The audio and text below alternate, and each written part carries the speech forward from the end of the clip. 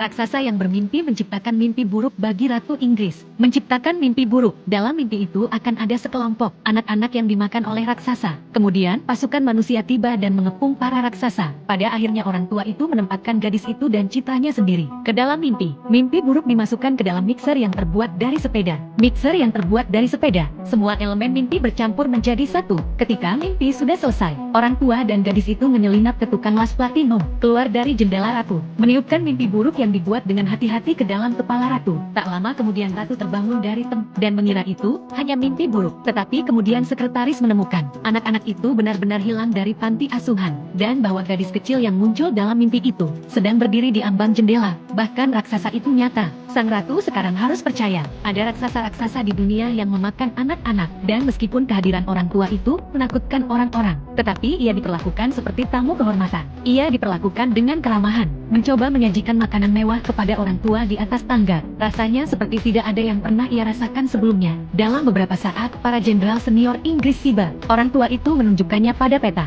lokasi para raksasa. Dalam 10 jam mereka akan keluar untuk mengepung para raksasa. Sebagai imbalannya, orang tua itu menuangkan segelas minuman kepada semua orang yang hadir. Air soda buatan sendiri, termasuk anjing Gyo kerajaan, dan meminumnya. Setelah itu semua orang berada di tempat.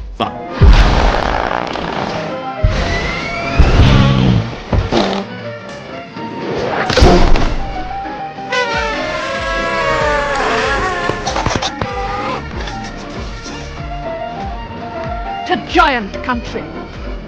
Sang ratu mengirim angkatan udaranya, dipimpin oleh orang tua itu. Mereka tiba di malam hari di negeri para raksasa. Sebelum aksi, orang tua itu telah memberikan mimpi buruk kepada para raksasa itu untuk menyadarkan mereka bahwa memakan orang itu salah. Tetapi ketika hal itu dilakukan, orang tua itu menyadari ia telah meninggalkan trompet impiannya dengan tukang las platinum. Jadi tanpa mengucapkan sepatah kata pun, gadis itu dan melompat ke dalam raksasa dengan mimpi buruk dalam pelukannya. Tetapi secara tidak sengaja membangunkan raksasa. Gadis itu menghancurkan botol. Dia menghancurkan botol itu dan memberikan mimpi buruk bagi para raksasa lainnya. Ketika mereka terbangun, mereka semua menyesal telah memakan orang. Tetapi hanya bos para raksasa yang begitu bertekad untuk mengubah caranya. Saat ia mengepalkan tinjunya dan bersiap untuk memukul orang tua itu, helikopter muncul tepat pada waktunya untuk mengikat pergelangan tangan raksasa itu. Pasukan khusus diterjunkan ke bawah, dan dengan semangat yang sama seperti dalam pertempuran, satu persatu, para raksasa tertangkap dalam jaring. Mereka dijatuhkan di udara. Kemudian angkatan udara menjatuhkan para raksasa di pulau terpencil. Pulau terpencil yang dikelilingi oleh laut, dan kemudian menjatuhkan sekumpulan labu raksasa dan biji-bijian,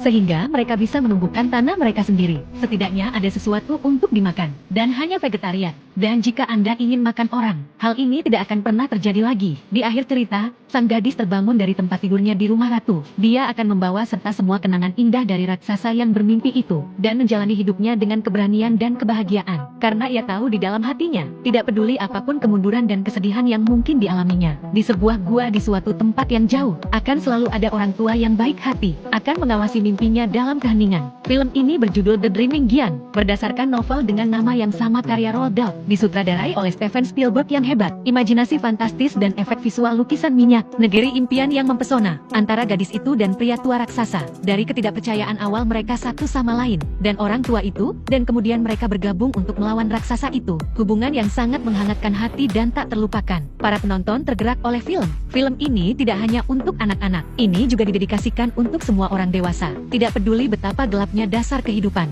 jangan kehilangan kemampuan untuk bermimpi. Nah, itu saja untuk cerita hari ini. Jika Anda memiliki cerita yang ingin Anda dengar, film yang ingin Anda tonton, Anda dapat memberitahu saya. Saya akan memberitahu Anda. Sampai jumpa di lain waktu. Sampai jumpa. Translated.